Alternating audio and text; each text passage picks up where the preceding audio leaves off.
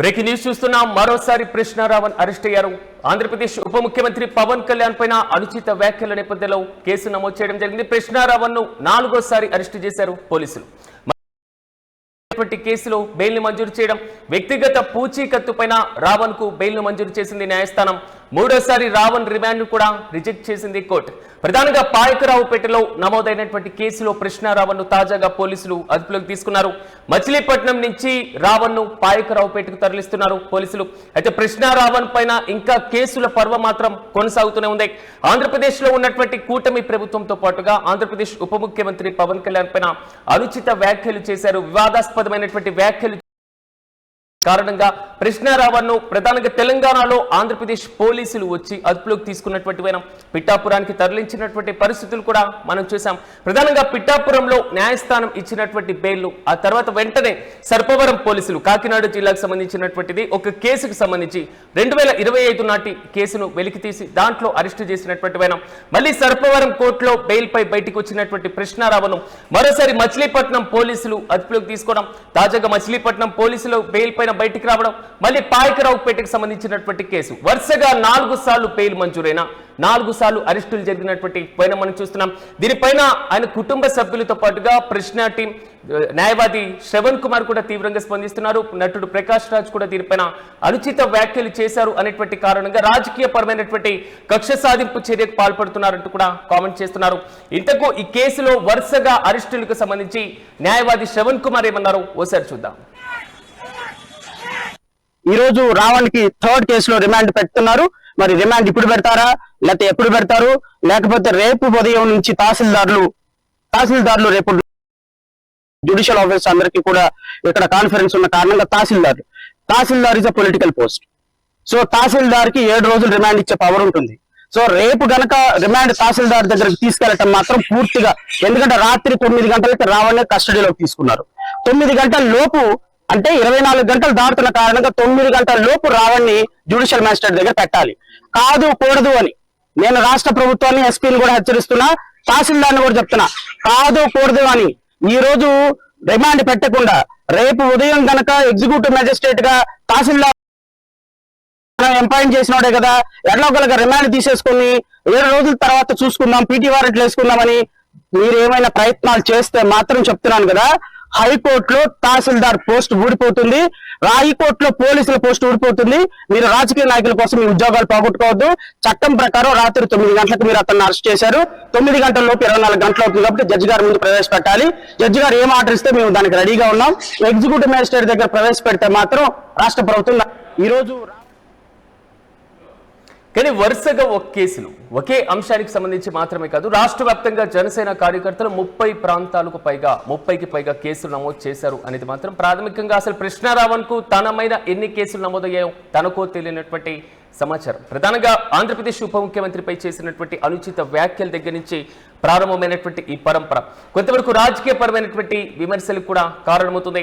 కేసులో కృష్ణారావణ్ ను 4వసారి పోలీసులు అరెస్టు చేయడం, నిన్న 3వసారి అరెస్టు చేసిన తర్వాత మచిలీపట్నం సమీపంలో చోటు చేసుకున్నటువంటి హైడ్రామా లీగల్ టీం ను లోపలికి పంపేటువంటి విధానంలో కృష్ణారావణ్ టీం ని మాత్రమే లోపలికి పంపుతున్నారు, మా టీం ను ఎందుకు పంపరు అంటూ కూడా జనసేన కార్యకర్తలు అడ్డగించినటువంటి దాడి చేసేటువంటి ప్రయత్నం చేసినటువంటి కోడిగుడ్లతో దాడికి ప్రయత్నించినటువంటి ఈ మొత్తం అంశాలను బేరీజు వేసుకున్న తర్వాత కృష్ణారావణ్ కామెంట్స్ తర్వాత వరుసగా రాజకీయపరమైనటువంటి విమర్శలు కూడా ప్రారంభమైనటువంటి పరిస్థితి.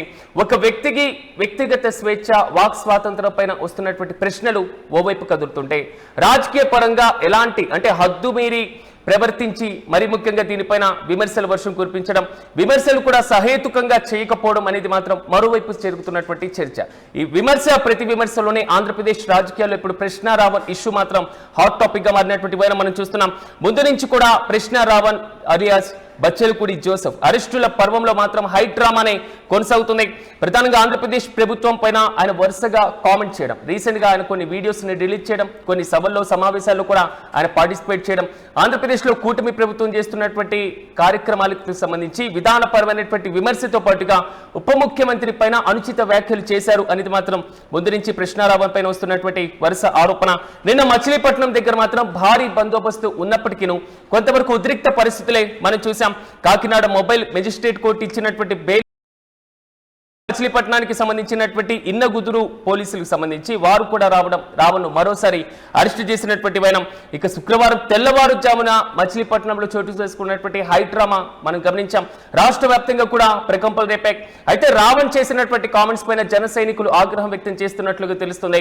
రాష్ట్ర వ్యాప్తంగా పలు ప్రాంతాల్లో కూడా రావణ్ పైన వరుసగా కేసులు నమోదు చేస్తున్నారు.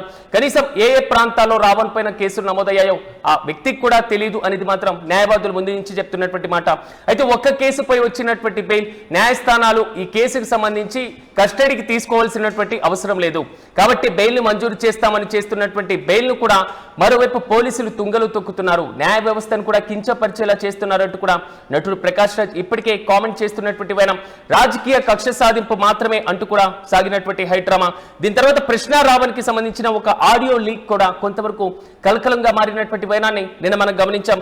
ప్రధానంగా జన సైనికులు మాట్లాడినటువంటి కొన్ని కీలకమైనటువంటి వ్యాఖ్యలు కూడా నిన్న సోషల్ మీడియాలో వైరల్ గా మారాయి.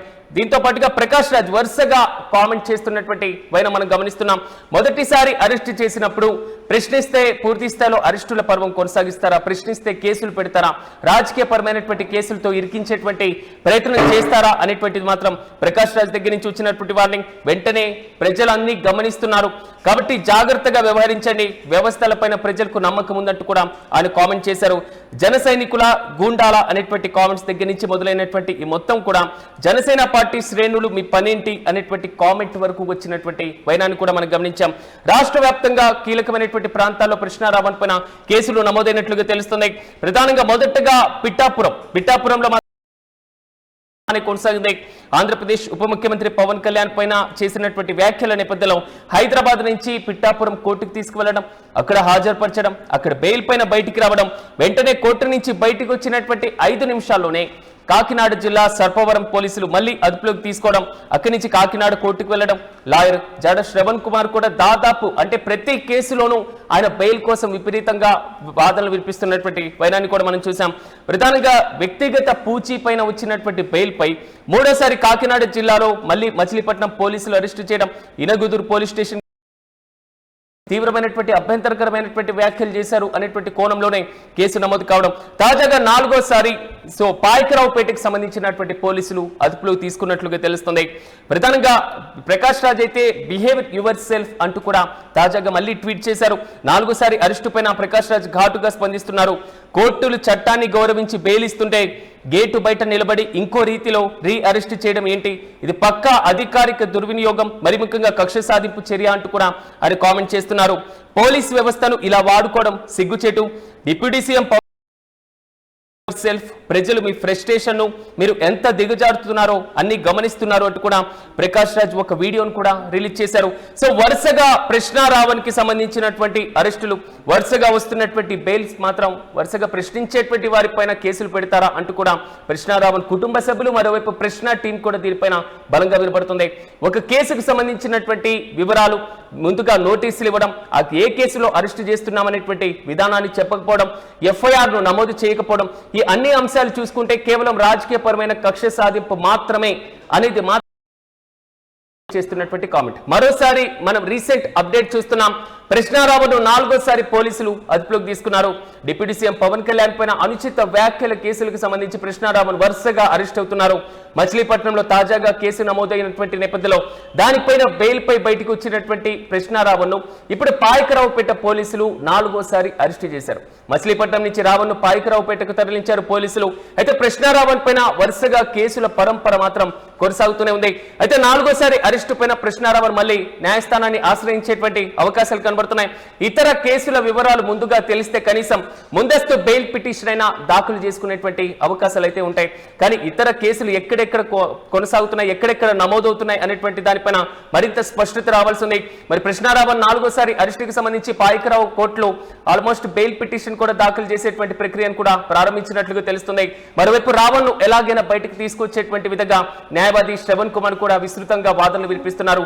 చూడాలి ప్రశ్న రావణ్ వరుస అరెస్టులు మాట్లాడేటువంటి గొంతుక పైన, సో ప్రశ్నించేటువంటి గొంతుక పైన కేసులు పెడతారా అనేటువంటి రీతిలో ప్రశ్న రావణ్ సానుభూతి పరులు చేస్తున్నటువంటి కామెంట్. కానీ మాట్లాడేటువంటి రీతి హద్దు మీరితే ఇలాంటి చర్యలు తప్పవు అనేది మాత్రం పోలీసులు ప్రభుత్వం దగ్గర నుంచి వస్తున్నటువంటి వాదన.